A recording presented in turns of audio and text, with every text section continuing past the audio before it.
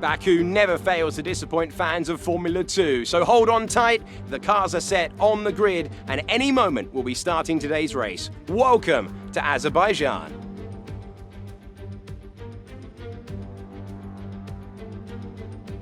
This is not your usual racing circuit. It provides one of the most complete tests for the field. Sector 1 sports a set of 90-degree corners around the block, if you like. Sector 2 gets even tighter with the old city walls. Sector 3 just turns 16 to negotiate, and then 2.2 kilometers flat to the floor, full throttle in 6th gear, all the way to the end.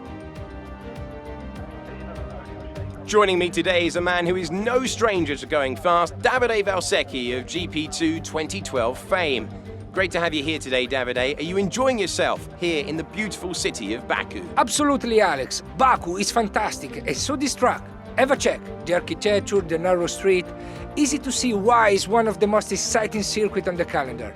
But Alex, street circuits can be unforgiving. I wouldn't be surprised if you see a safety car or two out during today's race. As the engineers make their last inspection of the cars, let's take a look at today's grid order for the race. An immense lap from Liam Lawson yesterday puts him on pole position, edging out Larim Zendelli, who lines up P2. Looking down the rest of the grid, we have, for sure, Beckman, Bent Viscal and Viscal, Porcher, De Leder, Vips, Marino Sato, Schwartzman, Deruvala, Daniel Ticktum and Joe, Aitkit, Dragovic, Samaya and Marcus Armstrong, Lungard, Nissani, Boschon and Oscar Piastri completes the grid. Now it's almost time to lights out, so let's go down to the track. Right, well here we are then, back on the grid for the final race of the weekend. Hello everyone and welcome back guys to a brand new video where today we're here once more in Baku for the final race of the day. Like I said, fingers crossed this one can go a little bit better than the first two races have gone. We haven't been cursed per se in Baku so far, but it certainly hasn't been the race weekend that we would have wanted. And again, starting from the back for the final race is only going to make things even more difficult. Like I did in race 1, let me know down in the comments below where you'll think we'll finish this one. But starting on the super soft tyres, we need to be brave early on. We need to be setting ourselves up for good points by the end of the race there. But only time will tell. 5 red lights for the final time this weekend. And it is going to be a very long hold, but it is lights out. And away we go. And immediately trying to use the little bit of extra grip that these super soft tyres provide us there as we head down in towards turn 1. Roy Nissani moved just across me a little bit in the braking zone there, but I think he was certainly within his right to do so. As we head out of turn 1, boxed in Boschung on the inside. We've got yellow flags out, nowhere to go around the outside of Roy Nissani off the exit the first couple of corners there, and now we've still got the both Dams cars fighting out just in front of us there. Nissani ahead of Armstrong. We've got Boschung still just on our inside. As again, seems like we're just getting caught out wrong place at the wrong time early on there. Armstrong very, very slow just in front of us, but we do make the move work. Yes, just about there. A little bit of contact with the Dams car there, but we get away with it. As yeah, like I said, we need to be brave on lap 1 and certainly don't want to get stuck behind Roy Nissani all day long. Round the outside we go. And that one was probably one of the easiest moves I've made all weekend so far. Round the outside of Roy Nissani as everyone else is stuck in a bit of a train early on. No one side by side into the castle. We've made it through twice so far this weekend. Are we about to make it 3? I think we just about have. So that's reassuring to see here in the feature race. End of lap 1 though. It is Larim Zendelli who leads the way ahead of, I think it's Yuri Vips in P2. But trying to get a run on Christian Lundgaard here. Of course, we have got 15 laps ahead of us today to try and make moves happen. So we have got a bit more time than we did in the sprints. But all over the back of Lundgaard. Thought about it in towards turn 3 there, but I think the AI just confident enough on the brakes that we can't go for a big send like that. They seem to have just got more and more confident as the race weekend's gone on, I must admit as well, based on the way they've been driving. But all over the back of Lundgaard here, as you can see, just a little bit slow in through the twisty bits. Are we going to be close enough this time round? Up the inside into turn 7, and there we go. Took Lundgaard by surprise. team. Happy with that little cheeky send as well. Make sure we don't bottle it immediately afterwards into the castle section, though. But yeah, Guilherme Samaya up next then. Let's see if we can add another overtake to our, already our very extensive lineup. I really want to try and take these super soft tyres nice and deep into the Grand Prix today, but I'm just a little bit worried it's not going to be the way to go there. As we get a nice run on Guilherme Samaya there. Yep, Lorim Zendelli still leads the way ahead of, I think, Yuri Vips and Enzo Fittipaldi. But are we going to get close enough to Samaya to go for a move back down in towards What he's aware of us there. The Brazilian goes defensive to the outside. Window, you'll be on the mediums. Around the outside we go, trying to carry a bit more confidence this race. Not quite able to make the move work there, though. Behind by around a second a lap. Samaya goes a bit defensive in towards turn 2. If we can roll on the power nicely, now we've got an opportunity as we duck back into the slipstream here, all over the back of Guilherme Samaya. We'll go to the inside, make sure we slow the car down this time. We don't do what we did with Zendelli. Oh, Samaya trying to move across me in the braking zone. Have a bit of that then, mate. You get the elbows out, so will I. Thank you. He's desperate not to get dive bombed again, but we've pulled it off anyway. With tyre wear for now. Keep taking care of them. Next up, though, Jack Aitken and Schwartzman down in 15th.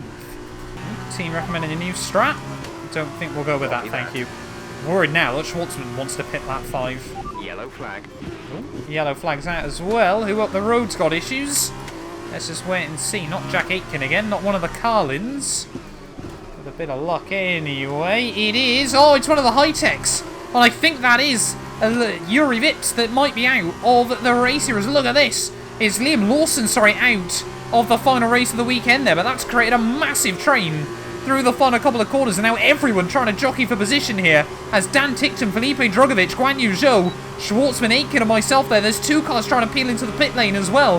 What on earth is going on? Look at this, we've got 4-5 wide contact with my teammate Robert Schwartzman there, back in towards turn 1.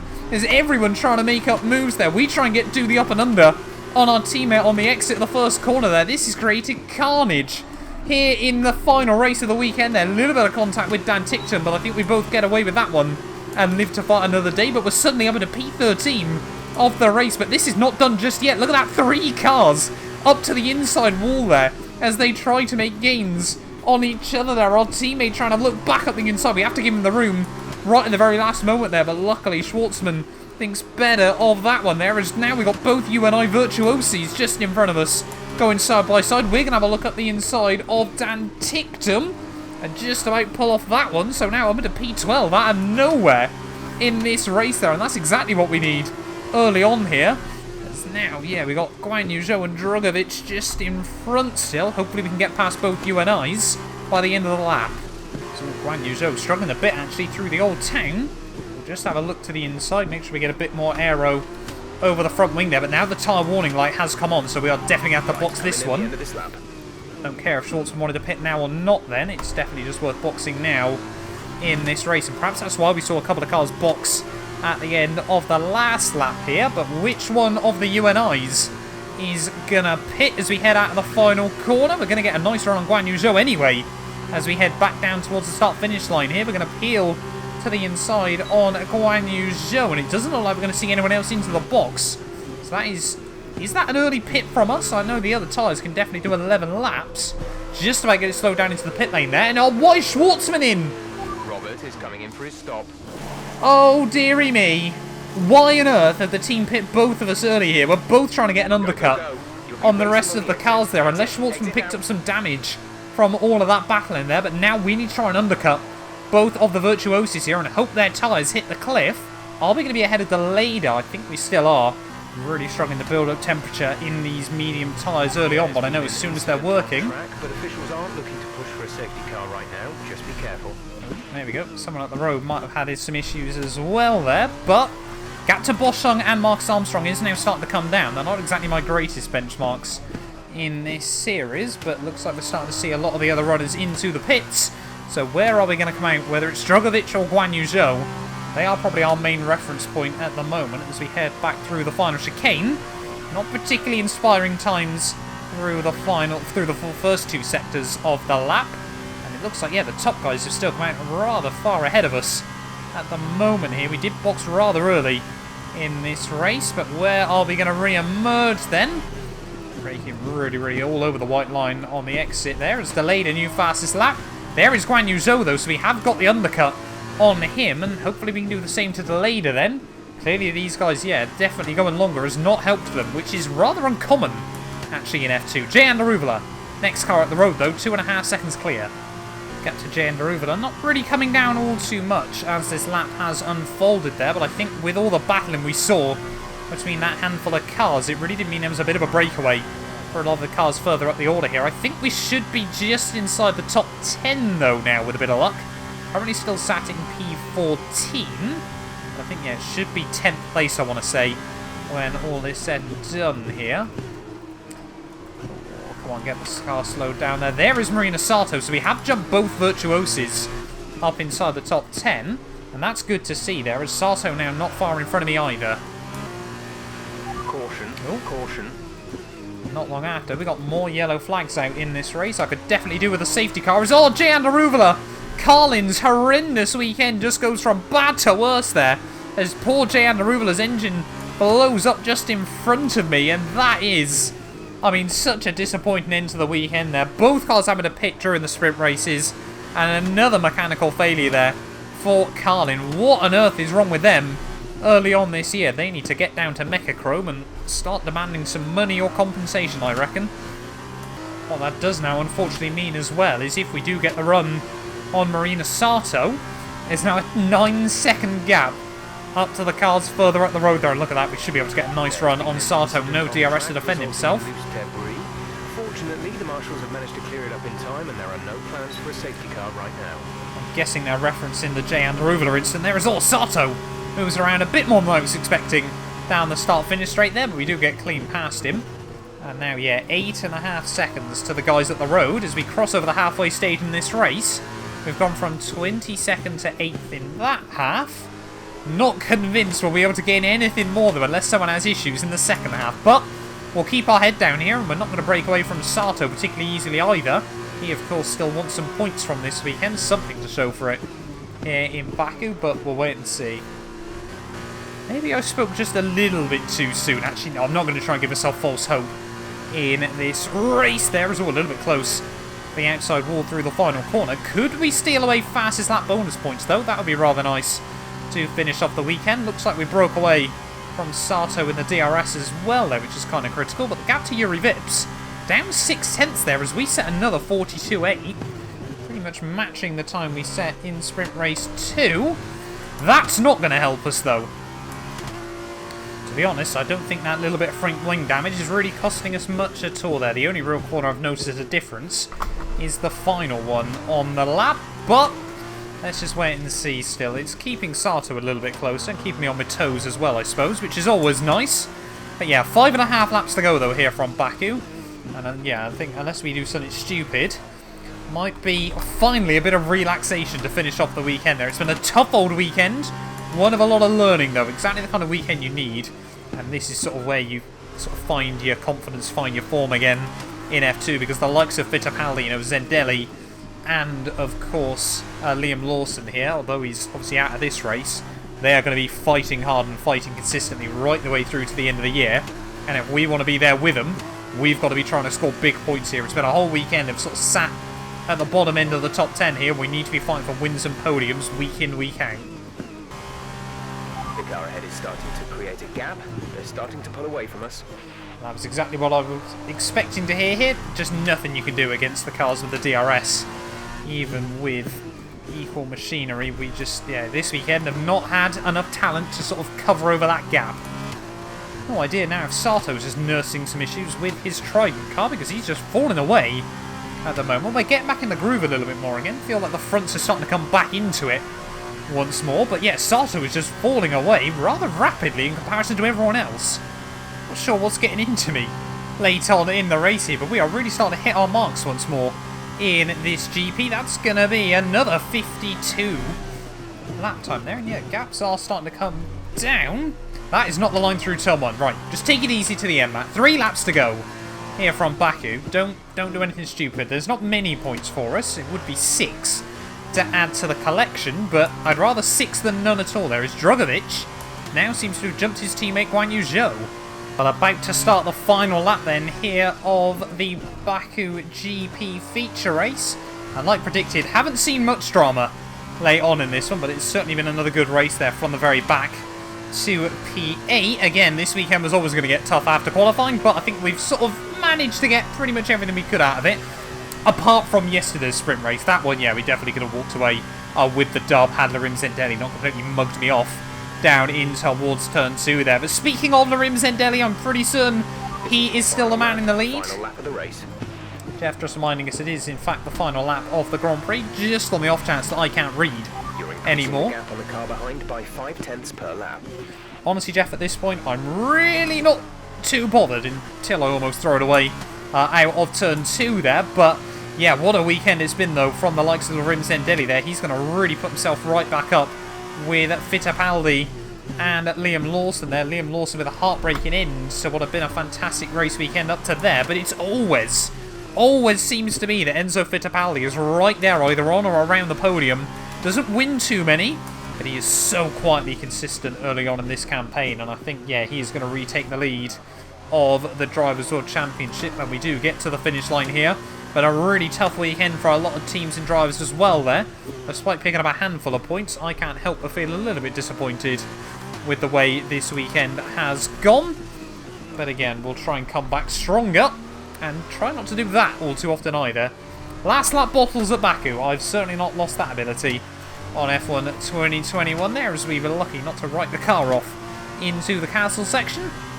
Tried to do my best Charles Leclerc impression, I think, at the end of the day. But heading through the final couple of corners, it is going to be Larim Zendelli who takes home the third dub of the weekend. Now, High Tech couldn't make it 3 from 3, but they certainly gave it their best shot nonetheless. And, you know, Lawson was right up in the running for it early on in the race. But Zendelli makes it another win for MP Motorsport this season. Enzo Fittipaldi is going to come through for P2 there, and another podium for him and Charouz. I think it is going to be the other MP Motorsport car in P3 there, ahead of another smattering there. Viscal and Vips 6th and 7th, myself in 8th place ahead of Sato and Felipe Drugovic.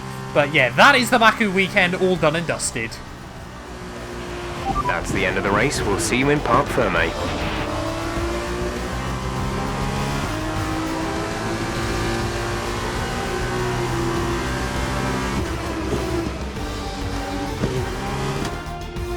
And that brings to an end another great race. And Davide Valsecchi, give me your thoughts. How did they accomplish this result? I think this race was won thanks to the tire management. You have to remember, it's not just about going as fast as you can. It's about consistency. It's about maintaining your speed over an entire race distance. So being able to keep the lap time competitive while still respecting the tires, that's where they won today. Our drivers are making their way out for the podium celebrations, and it's going to be MP Motorsport picking up the winner's trophy. Congratulations to the entire team for that fantastic performance.